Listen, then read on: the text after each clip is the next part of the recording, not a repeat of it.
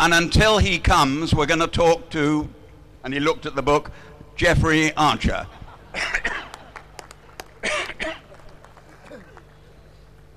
So the book shot all the way from number 32 to number 28, and I am in real trouble. I'm about to be sent home a failure. Nobody wants the book. It's about to go back to the publishers. They start sending me on in smaller cars.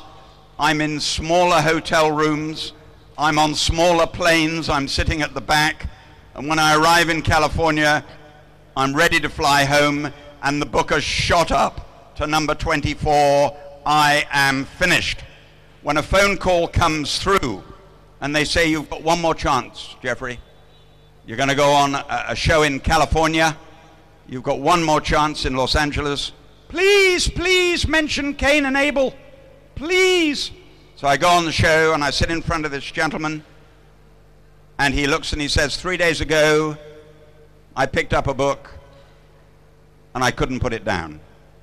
It's taken the last 3 days of my life, and I want every one of you watching tonight to read Cain and Abel. The program went out to 39 million people, and I would like publicly here at this great school to thank Johnny Carson for saving my life, because the book went to number 1 the next week. And so I went on writing. I've now written 17 books, and I set myself, this is for the youngsters over there. Are you paying attention, you lot? You lot in school, are you paying attention? We're not talking about cricket any longer. And you're on the phone, I can see. Get off the phone. Just because you're a head boy, you can't be on the phone. And the modern young are all on the phone nowadays. Now listen carefully, you lot. At the age of 70, and even these old things on the stage aren't 70 yet. At the age of 70, I made the decision to write 5 books in a row called the Clifton Chronicles. The story of Harry Clifton, a boy from Bristol who has nothing, who wins a scholarship to a school just like this and makes his way. And I was going to write 5 books in 5 years. And I've written number 1 and I've written number 2. First one was called Only Time Will Tell, and the second, The Sins of the Father, and the third one is coming out in India on March the 14th. Now I mention this because headmaster, or whatever your official,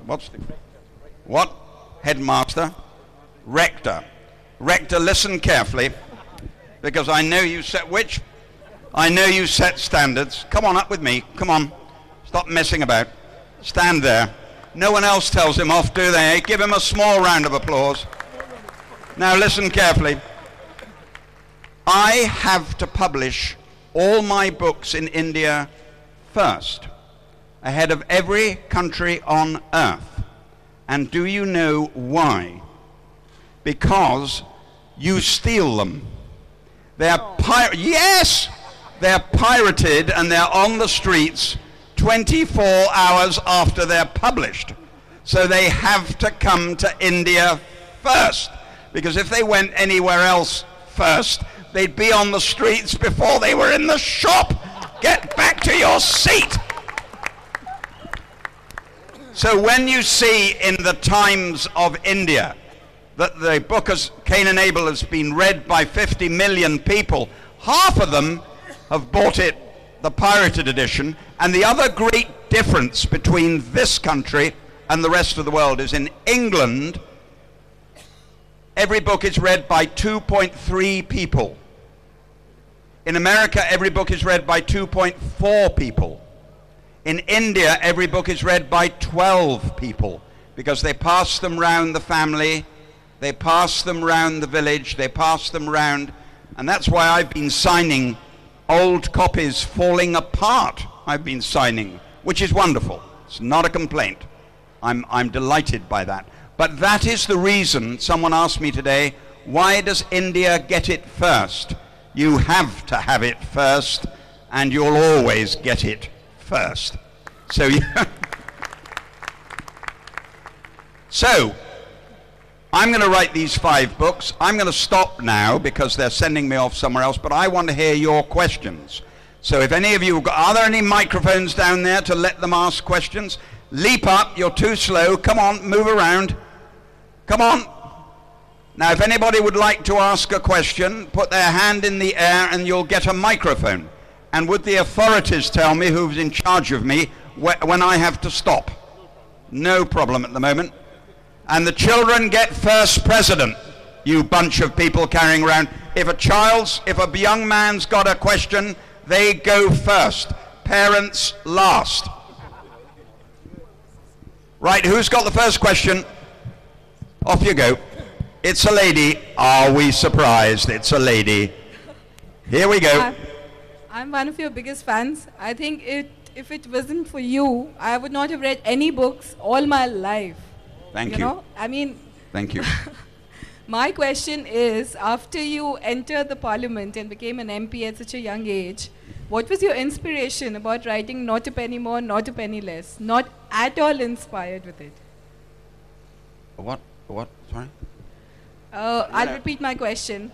The book Not a Penny More, Not a Penny Less. Penny Less was the first book you wrote. It certainly was. Yeah. So what was your inspiration behind such a story? Well, I'd lost all my money rather foolishly. I'd invested very stupidly in a company called Aquablast on the advice of the Bank of Boston, and I'd lost everything. So when I left the house, I was penniless.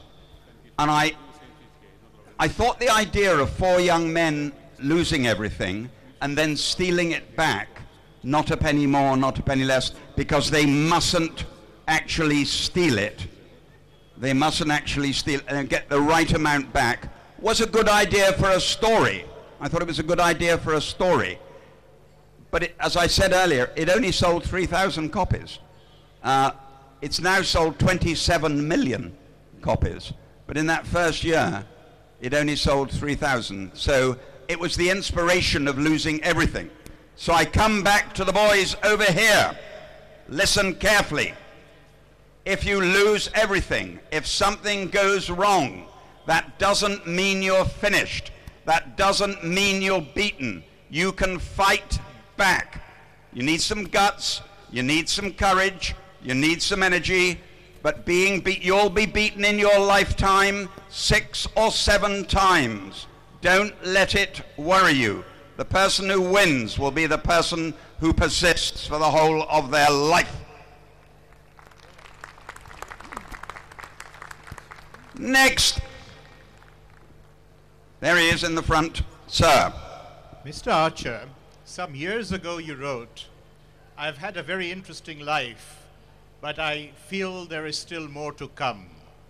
And you went on to say, "For example, I haven't yet captained the English cricket team or sung at Carnegie Hall." I thought you'd say you'd captain the Bristol Rover Football Club, but you said you chose the England cricket team.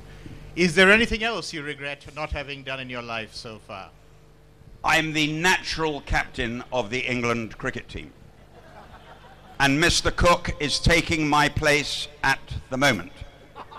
But he's doing such a good job, I shall not be pushing my cause. My chances of singing at Carnegie Hall are getting less and less.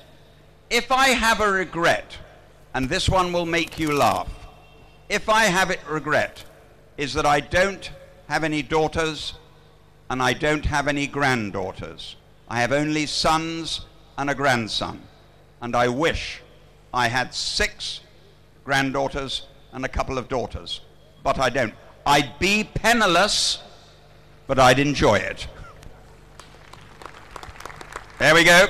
Tell me your name. My name is Rohan. Rohan. Yeah. So Like the great Kanhai, like the great West Indian batsman. Yes. he was an Indian. Of course he was. Yes, of course he was. But I think he played for the West Indies. He was We have an Indian playing for us now, Rohan. It's not worrying us. In fact, we're beating India with Indians and South Africans.